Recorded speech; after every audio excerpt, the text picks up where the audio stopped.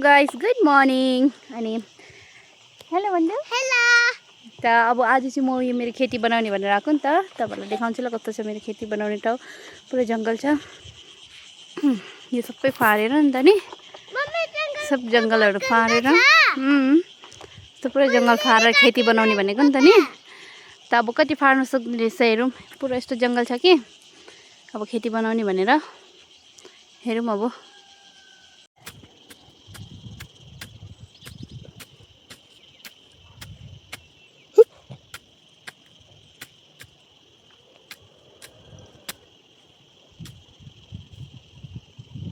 अब हामी चाहिँ जङ्गल फार्दा फार्दा एकछिन थाक्यो अनि एकछिन रेस्ट गरेको नि त। यति फारिसक्यो अहिले। नानु चाहिँ यहाँ खेलिरहेको छ अनि म चाहिँ एकछिन थाकेँ कि पुरा पसिना पसिना भयो अनि गर्मी पनि छ अहिले। अहिले एकैछिन शीतल आएको छ अनि रेस्ट गरेको नि त नि नानु। त तपाईँहरू कस्तो हुनुहुन्छ? अहिले चाहिँ यति फारिसक्यो मैले, बस यति नै फारिसकेको। हेर्न कति गाह्रो छ जङ्गल फार्नु पनि। पुरा छ यस्तो जङ्गल छ कि यति फारिसक्यो। त्यो मेरो घर त्यहाँ छ। मेरो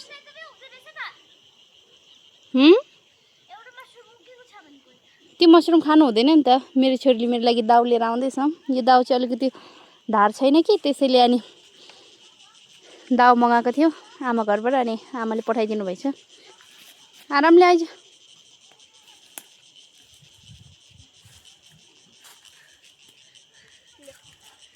मेरो छोरीले दाउ ल्याइदियो मलाई।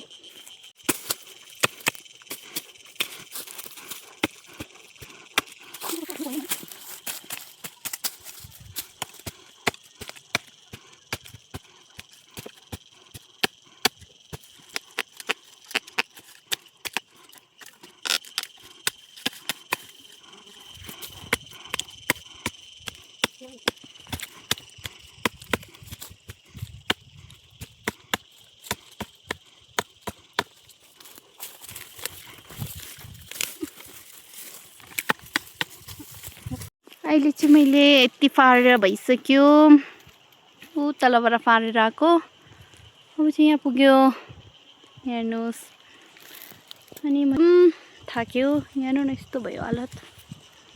झिँगाले पनि कति तङ गरेको छ यार मलाई। त अहिले एकछिन रेस्ट गरेर बसिरहेको छु म। यसले अड्कायो कि मलाई। एकदमै साह्रो पऱ्यो यो हेर्दै डरलाग्दो छ। कत्रो कत्रो छ हेर्नु न। मेरो हाँसिया यत्रो छ, यत्रो यत्रो छैन। अनि अब त्यति सक्यो। अब यसलाई काट्छु।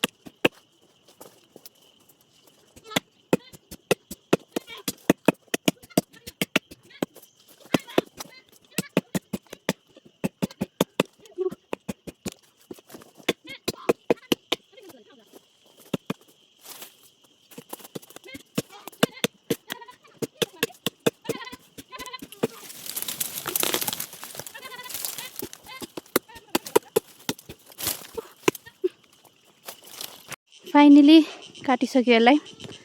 बहुत तकलिफ भयो यसलाई काट्दाखेरि चाहिँ। अनि मेरो हालत अलिक खराब भयो। बहुत मुस्किल लाग्यो काट्नलाई। लगभग 10-15 मिनट लाग्यो होला पुरा यो सबै काट्नुलाई। बहुत तकलिफ भयो। यहाँ हेर्नुहोस् यसरी लड्यो। अब यो सबै काटेपछि यसरी लडाएर राखेको छु। अनि यहाँ छ कोही त्यहाँ छ। अनि चाहिँ यहाँ पुरा लडाउनु बाँकी नै छ। यता चाहिँ पुरा गरम भयो।